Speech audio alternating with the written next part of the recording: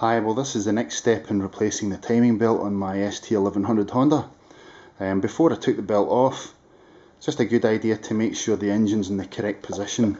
So to do that, if you move in, you should see a little mark, just a little index mark there, and on the pulley you've got the corresponding mark. These must align, and it's the same on the left hand pulley. You'll see the index mark on the case and the mark on the pulley. Also moving down to the crankshaft, there's a little index mark on the case here, and on the pulley there's a little dot, a little punch mark, quite hard to see, but to double check that, you've got the TF1 mark, and it should line up with a little index mark on the case at the back here. So everything's in the correct position there, and we can move on to actually fitting the belt.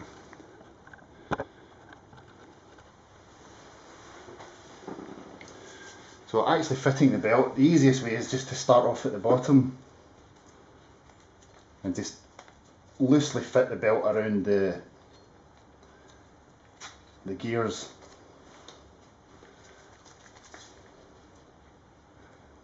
And just try, if you can, to avoid moving the pulleys.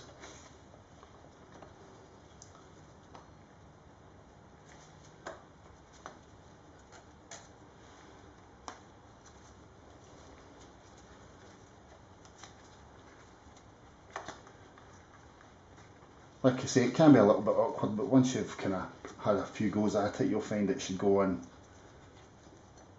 reasonably easily.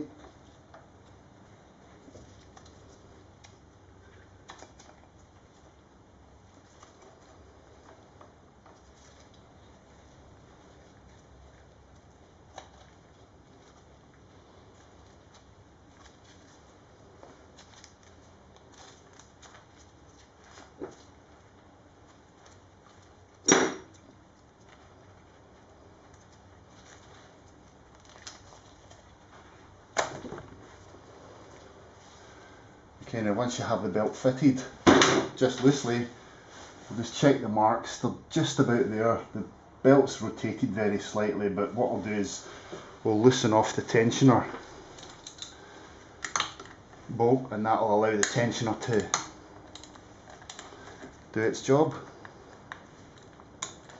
And we'll nip that up. And what we can do is just tweak the engine very slightly just to bring the marks back into alignment, and just checking those, I can see that they're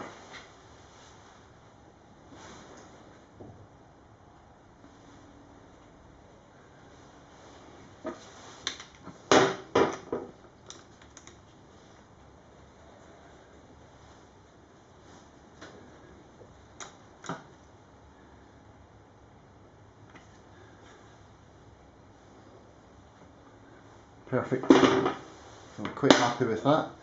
Next step then is to put on the kind of guide plate that goes onto the right hand pulley. This just keeps the belt in places when the engine's running. Now this should be torqued up to 27 Newton meters, and to do that we'll just hold the crankshaft pulley and then torque the bolt up.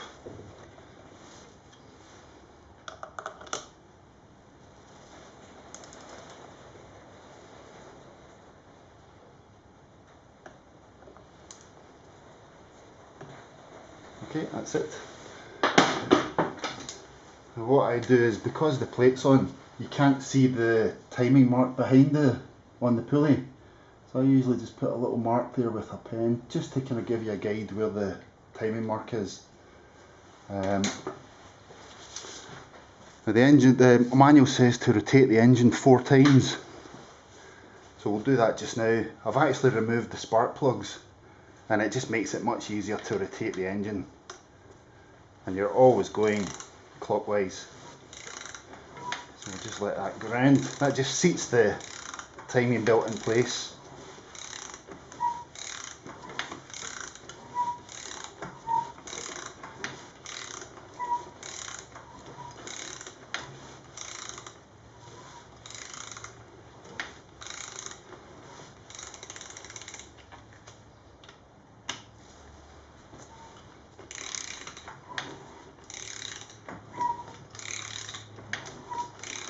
just making sure that the belt settles properly. Obviously you've got your timing right, so you're not going to touch any valves on pistons or anything nasty. So we'll just align it up again. Now it's aligning at the bottom pulley, but the top ones are out, so we'll just rotate one further revolution. We're just coming back in now. So we're aligned up at the bottom. Timing marks are aligned here and here. Perfect. Now the manual says when fitting a new belt, you must advance the crank 3 teeth past the timing marks and then adjust the belt. So we'll do that just now. So we've got 1, 2, 3. You're only moving it around a little bit. So there's 1, 2, 3. We'll just loosen off the tensioner bolt. Make sure that's moved around okay. So the spring is taking up the tension, and then we can nip the bolt up again.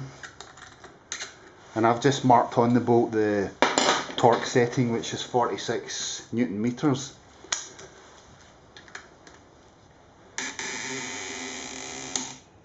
That's it. Job done. So thanks for watching, and I'll post the next installment once I have the engine cleaned up.